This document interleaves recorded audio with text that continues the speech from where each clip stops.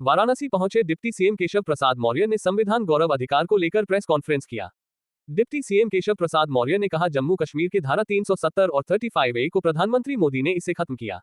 केशव प्रसाद मौर्य ने कांग्रेस पार्टी को बाबा साहब का निरंतर अपमान करने वाली पार्टी बताया। इसके साथ ही डिप्टी सीएम केशव प्रसाद मौर्य ने कहा, कांग्रेस के युवराज और कांग्रेस पार्टी दलितों के सबसे बड़े दुश्मन है। इसके साथ ही डिप्टी सीएम ने कहा, भाजपा के समर्थन से सरकार बनने के बाद ही बाबा साहब को भारत रत्न दिया गया। हम अब दुनिया के किसी देश के ऊपर निर्भर नहीं। हमारी अर्थव्यवस्था दुनिया में 5वें नंबर की है, 3रे नंबर पर हम जल्दी ही पहुंचेंगे। ये बाबा साहब का जो स्वप्न था उसको पूरा करने की दिशा में एक महान महत्वपूर्ण काम है। एक बात मैं और कर दूं, सवाल आपका आवे उससे पहले, अभी कांग्रेस पार्टी ने, आपने देखा होगा पिछले दिनों कितनी नकारात्मक घृणा की राजनीति करते हैं। कांग्रेस के ही प्रधानमंत्री थे डॉक्टर मनमोहन सिंह जी। अभी जब उनका निधन हुआ, केंद्र सरकार ने, प्रदेश सरकार ने राष्ट्रीय शोक की घोषणा की, राजकीय शोक की घोषणा किया, लेकिन उनकी चिता की आग ठंडी भी नहीं हुई थी। उनके स्मारक बनाने की ढोंग करने वाली मांग कांग्रेस पार्टी के द्वारा किया गया। लेकिन अभी कांग्रेस का जो पार्टी का मुख्यालय इन्होंने नया बनाया है, जब भारतीय जनता पार्टी के नेतृत्व में मांग की कि अगर डॉक्टर मनमोहन सिंह जी के प्रति आपकी इतनी श्रद्धा है तो कांग्रेस के मुख्यालय का नाम डॉक्टर मनमोहन सिंह जी के नाम, पूर्व प्रधानमंत्री वह भी है, 10 साल लगातार रहे, उनके नाम करिए, तो वह नहीं किया। आप सबको याद होगा देश के पूर्व प्रधानमंत्री पीवी नरसिम्हा राव जी का शव भी कांग्रेस के कार्यालय में नहीं रखने दिया गया। मतलब यह जो छिछली राजनीति करने का काम कांग्रेस पार्टी करती है, वह उसके लिए ही घातक है। एक गरीब माँ बाप का बेटा, एक ओबीसी समाज से आने वाला व्यक्ति, एक चाय बेचने वाला देश का प्रधानमंत्री कैसे बन गया, यह बात कांग्रेस सहित जो सामंतवादी मानसिकता के लोग हैं उनको बर्दाश्त नहीं हो रही है। मैं आज इस प्रेस वार्ता के माध्यम से कहना चाहता हूं कि माननीय प्रधानमंत्री श्री नरेंद्र मोदी जी के नेतृत्व में भारतीय जनता पार्टी की सरकार है और विकसित भारत बनाना हमारा लक्ष्य है। बनाने के लिए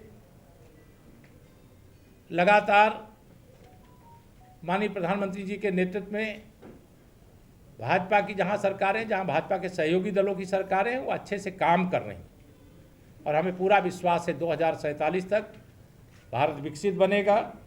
इसलिए मैं, और बहुत विस्तृत विषय है, हमारे मीडिया के जो साथी हैं, राठी जी या हमारे धर्मेंद्र जी या हमारे अध्यक्ष जी, आपको एक प्रेस नोट बना करके डिटेल में देने का काम करेंगे। लेकिन मैं आज इतना ही कह सकता हूं कि भारत बाबा साहब के स्वप्न अधूरे मोदी जी के नेतृत्व में भाजपा कर रही है पूरे, और पूरे करेंगे हम। कांग्रेस अब इतिहास के पन्ने में दर्ज होने का जो अपराध किया है, पाप किया है, उस ओर बढ़ रही है। हमें लगातार जनता का आशीर्वाद मिल रहा है, समर्थन मिल रहा है। तीसरी बार देश में मोदी सरकार बनी है। जो काम हमने 2 कार्यकाल में किया है वो देश के सामने नहीं, दुनिया के सामने एक उदाहरण नहीं, मॉडल है। जब माननीय प्रधानमंत्री मोदी जी गुजरात के मुख्यमंत्री थे तो पूरे देश के सभी राज्य गुजरात मॉडल लागू करते थे, लेकिन आज जब वह देश के प्रधानमंत्री हैं तो पूरी दुनिया प्रधानमंत्री मोदी जी के नेतृत्व वाले भारत का मॉडल पूरी दुनिया में लोग अपनाने का काम कर रहे हैं। मेरा इतना ही कहना है। कोई 1-2 सवाल आपका हो संविधान गौरव दिवस से जुड़ा हुआ, बाकी अन्य सवाल होंगे तो फिर हम लोग बात करेंगे, लेकिन आज इस पर बात करेंगे तो अच्छा रहेगा। ये एक अलग बातें हैं, लेकिन हम जो भी चीज़ें हैं वो सबके सामने राहुल गांधी ने आज रायबरेली से व्हाइट टी-शर्ट मूवमेंट शुरू किया है और बहुत गहरा है आप लोग को। देखिए, श्री राहुल गांधी जी के कारनामों के बारे में भी और उनके पुरखों के कारनामों के बारे में भी मैंने बताया है।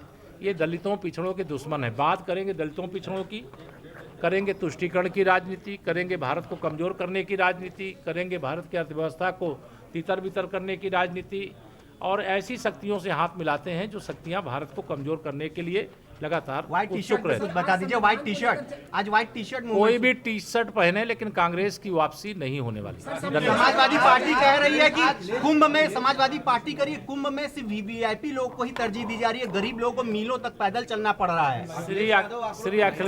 श्री अखिलेश यादव जी, देखिए मैं चाहता था ये विषय ना आवे, लेकिन आप लाए हो तो मैं बता रहा हूँ। श्री अखिलेश यादव जी को बड़ी जलन हो रही है कि लोग कुंभ में इतनी बड़ी संख्या में डुबकी लगाने क्यों आ रहे हैं, देश भर से क्यों आ रहे हैं, दुनिया भर से क्यों आ रहे हैं। डुबकी लगाने के बाद बाबा विश्वनाथ जी का दर्शन करने क्यों आ रहे हैं, अगर काशी आते हैं फिर अयोध्या क्यों दर्शन करने जा रहे हैं। उनकी बेचैनी का कारण 27 का जो सत्ताधीश बनना चाहते थे, 47 तक की उम्मीद उनकी खत्म हो गई है। इस बेचैनी में इस प्रकार के बयान।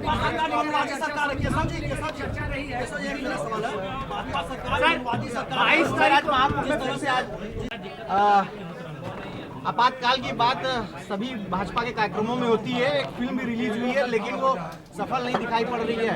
आरोप ये लग रहे हैं कि इस तरह की तमाम फिल्में propaganda movie Bharatiya Janata party सरकार बना रही है।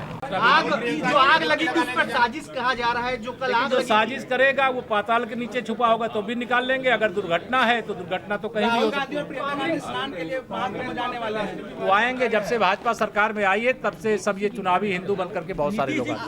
केजरीवाल को भी स्नान करना चाहिए। सर जेसीपी की कल बैठक है लखनऊ में होने दो, चिंता मत करो। आज की जो 2023 में जनगणना हुई थी फर्जी थी, बिहार की हुई जनगणना फर्जी बता रहे राहुल गांधी 2023 की हुई थी, जबकि वहाँ की सरकार में वो मैंने कहा सत्ता वियोग में बेचैन लोग तमाम उलूल जुलूल बात कर रहे हैं। भगवान उनको सद्बुद्धि दें, गंगा मैया उनको शुद्धि दें। धन्यवाद।